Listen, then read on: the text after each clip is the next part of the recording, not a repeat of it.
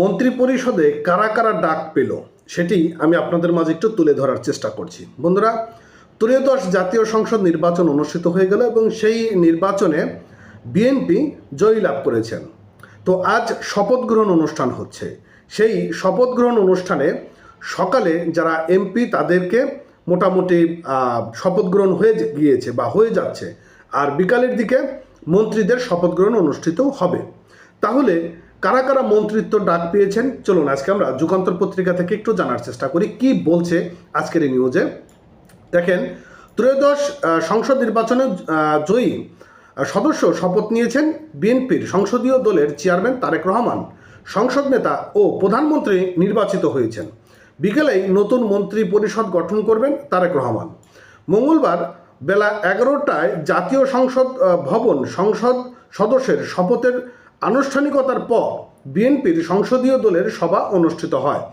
এই সভায় সর্বনিম্ন ক্রমে তারেক রহমান সংসদ নেতা ও প্রধানমন্ত্রী নির্বাচিত হয়েছেন।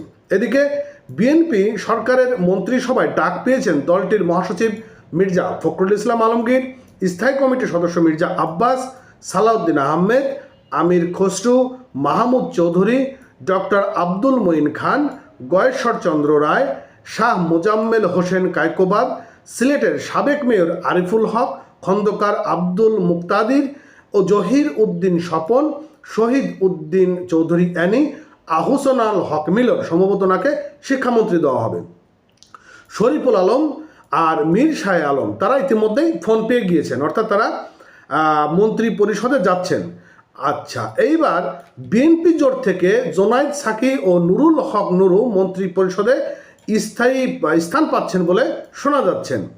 আর আরও অনেকে ডাক পেয়েছেন। আর তারেক রহমানের নতুন মন্ত্রী পরিষদ 50 সদস্যর হতে পারে।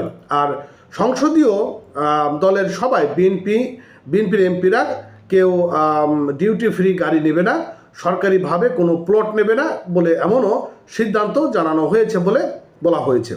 খুবই চমৎকার। এখন বিষয় হচ্ছে যে মন্ত্রী পরিষদ গঠন করা হয়েছে। এই মন্ত্রী পরিষদটা আমার কাছে বেশ ভালোই লেগেছে। এখন আগামী দিনে আসলে তারা মূলত দেশটাকে কিভাবে পরিচালনা করবেন সেটি হচ্ছে সবথেকে বড় ব্যাপার।